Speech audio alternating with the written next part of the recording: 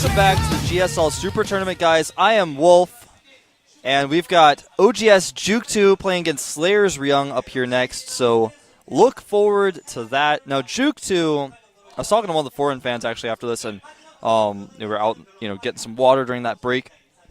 I think a lot of people, I was starting to wonder why people think JookTo is bad, because there's just this astigmatism, or I don't even know what the proper word for that is, but my casting today is so amazing. So there's this feeling that everyone has about JookTo, like, oh, he's not that good. Why is he having so many results recently? I actually think he is really good, and he wasn't ever really that bad. He had some bad results for a while. And I think that a lot of people think that Junwei and JookTo are the same person, because Junwei has actually done really bad, and I actually think he actually is one of those players that is kind of bad. He actually spelled his ID wrong on BNet, so if you ever hit him on the ladder, it's like he spelled his name wrong. But so just for you guys out there who know, I mean, there's a player called Junwei and there's a player called JookTo, and I'm starting to think that maybe people think that Junwei is JookTo and they're the same person, but they're not. So, because someone was confused about that and talked to me about it, and I was like, oh, maybe that's why people think that. All right, so here's Slayers Ryung, a really good Terran player. Is currently in Code A. He made it to the round of 4 last season, but was not quite able to make it into Code S. Now, to get here, he actually, well, those actually are not his correct results. He didn't take out Jinro, but he did take out Violet. Jinro was actually taken out by Zenek's line. There's Ryung. He looks, I don't even know what to say what he looks like right now. He's like pinching his eyes. He's massaging his eyes or something, getting his eyes ready. Because if you're playing StarCraft, your eyes need to be focused. They need to be ready. You need to be able to shoot across the screen from the bottom left to your mini-map to the main screen really fast. I was massaging his eyebrows, getting himself ready. Remember, he's a Slayers player as well, so he's our third Slayers player of the day. Slayers been doing extremely well in the Super Tournament. Now we're going to take a look at his opponent, oGsjookTo. There he is now. Ranking 47th, not the highest ranking in the GSL, but he has a lot of results from earlier open seasons. He was in Code S in January, and then he fell down to Code A, and then fell out of Code A. So he's a Code B player right now. So he's going to have to try to requalify if he wants to be in that. Remember, he still plays. Since he's been doing really well recently, you'll probably see him again in the Team League. Now, actually, he took out Keen and AnyPro Prime to get to where he is. Both of those players pretty good, especially AnyPro. AnyPro's got a lot of amazing results under his belt, especially in PvZ. He's actually done quite well in PvZ. He's been taking out Jelizard. So, remember that. But JookTo, he's made it all the way here. Now, his win rate against Terran is pretty low. He actually is 27.27%. And before that, he was like 14%. He beat his opponent to get here, obviously. So, that improved substantially, but it's still looking kind of iffy. As you guys can see there, his recent results versus Terran is only 20%. As you can see, though, Ryung, he's won 2 games against Zerg. It's a 100% win rate recently, but he has been doing quite well against Zergs overall. In fact, his win rate is 56.82% overall, not including that's when I talk about overall results, and I give you guys those percentages, I'm talking about every tournament he's played in ever that TLPD has results of. So could be playing in FXO events, could be playing in, Southeast Asia events, anything like that. So let's take a look at our maps. We've got Tal'Darim Altar eliminated, and Xel'Naga Fortress. So both of those maps eliminated from these players. Xel'Naga Fortress, a map a lot of Zerg players are eliminating, and I think part of that is because Zerg players have had some trouble with that map. And so the first map is going to be Xel'Naga Caverns. That's going to be followed up by Belshir Beach and Crevasse. So those will be our maps here for this matchup. Remember, today we've got 3 TVZs lined up. Those are our first games were TVTs, and the next 3 sets are going to be TVZs. So we're going to see a lot of that today. Now the map is loading. Who's going to take game 1? Will Ryung take out JookTo, or will JookTo continue his reign of terror here at the GSL Super Tournament? Let's find out on Xel'Naga Caverns.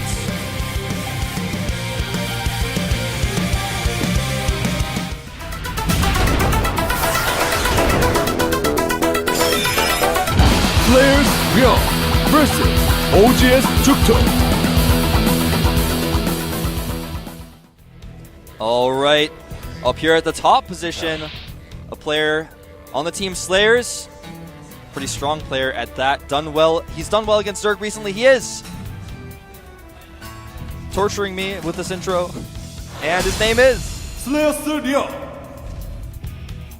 I had to change my intro style.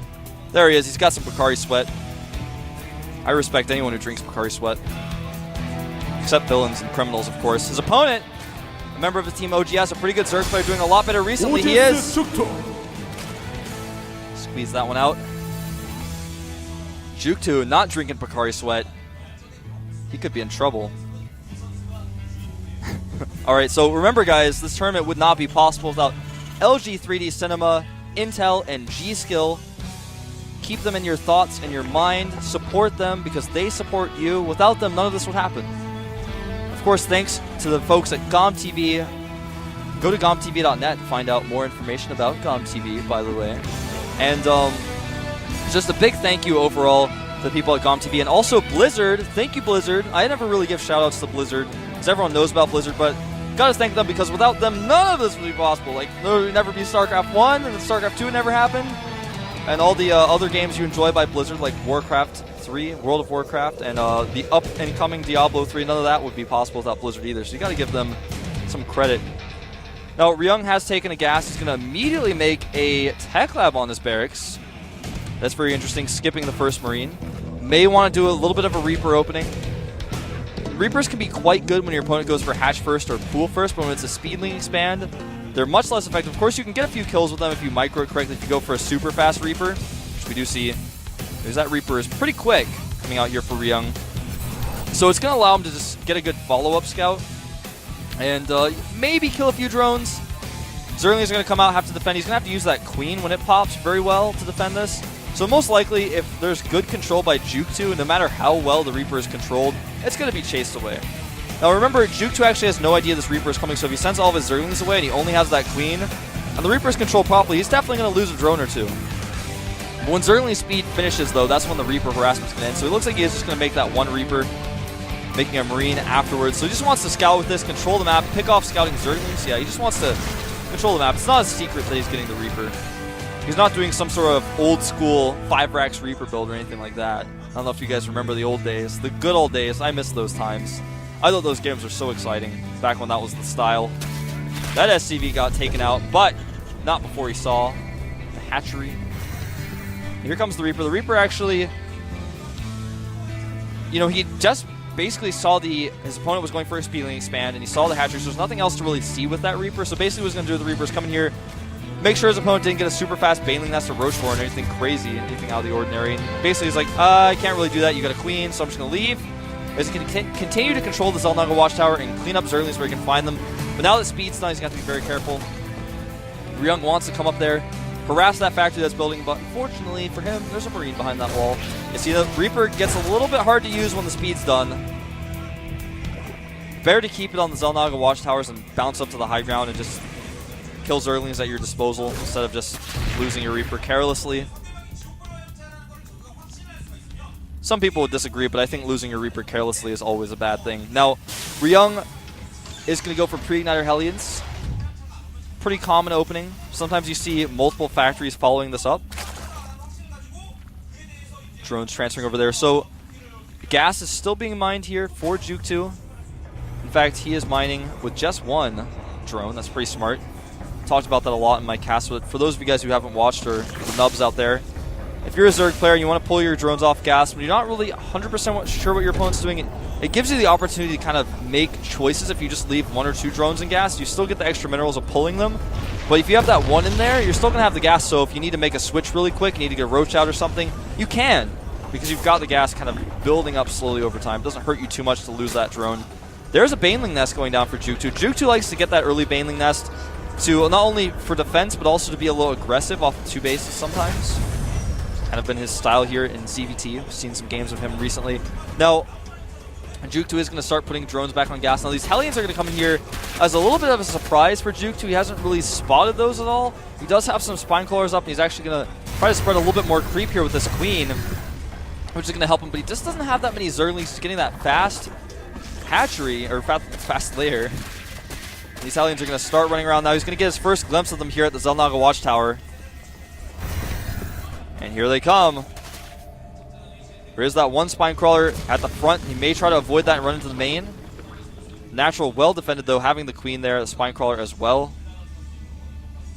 Ryung's going to have to make a choice here with what he wants to do with these Hellions. He may decide to not use them at all. It's all going to come down to if he can squeeze his way up the ramp, go into that main base. If he can do that, then it'll be worth it to use them.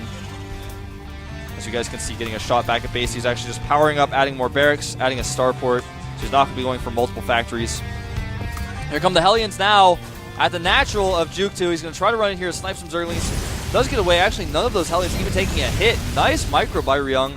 Shoots that Queen twice, kills some Zerglings, gets those Hellions out of there without even a scratch on him.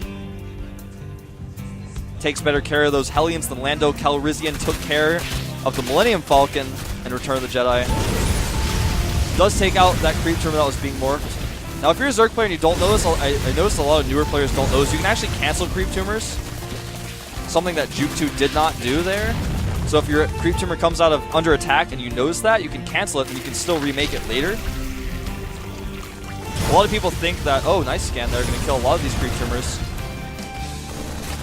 A lot of people think that if you cancel the creep tumor, it's pointless because you can't remake it, but actually if you cancel it, you can remake it. So just a little tip out there for the nubs. That's a lot of Banelings being morphed there. In fact, that puts him at a total of about 15 Banelings. He's got speed about halfway done. I like this move, getting the one Viking. A lot more Terrans have been doing that in this matchup, just getting that Viking out. You get the Viking out, you clean up all the Overlords everywhere. Luckily, oGsjookTo, he only has one Overlord really near that Viking.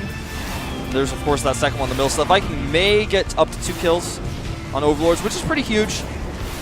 Not as significant as it could be, but basically means that oGsjookTo's not going to have any Overlords to scout later in the game if he needs to, if they all get cleaned up. In fact, smartly Ryung sending that Viking right to where the Overlord at the 3 o'clock position is. That's the most common place to hide an Overlord to come in and scout later, so it's a very smart move for him to send that over there. And there it is now, taking that Overlord down. I like what Ryung's done with these Hellions, which is practically nothing, but he didn't lose them. And that's really important because he's got those Hellions. Basically, there's no way that oGsjookTo is going to be able to take the Xel'Naga Watchtower safely. He's going to have to bring a lot of Zerglings there or bring some Mutas in. Speaking of Mutas, they are out. Just a few of them. They may come in here and do some harassment. It would be a good time to come in if Ryung had not realized this was most likely the case and brought some Marines back. But he's making a lot of add-ons right now, so there aren't that many Marines being produced. But with the Viking and the Marines, Mutas will get chased out. Viking, always a cool support unit to have against Mutas. See, he's trying to take the Xel'Naga Watchtower, but Ryung's just not going to let him. He's got those Hellions there. And that's really what StarCraft 2 is all about. I can't emphasize it enough. Controlling the map with little units like Hellions, with Marines, with Mutas, whatever you can. Clean up those Hellions. Get those Speedlings over there. Surround those. Get that map control, because that way you know what's going on in the middle of the map. Why? Because you've got units there and you can see that he doesn't. Then sometimes you can see pushes like this happening, so you can get back to your base and prepare. If you just kind of sit back in your base and macro and don't really try to take map control, you end up losing out in the end because you just really don't know what your opponent's doing. You can die to a timing attack because you're not aware of it. Korean commentators going crazy over there. I'm trying to find out myself what it is, why that is. I think it's just because Ryung is getting pretty ready. Oh, he doesn't have siege mode just yet, so that's a little bit late on the siege mode. He could have had that a little bit earlier. Perhaps he forgot it. Definitely should have had siege mode by now.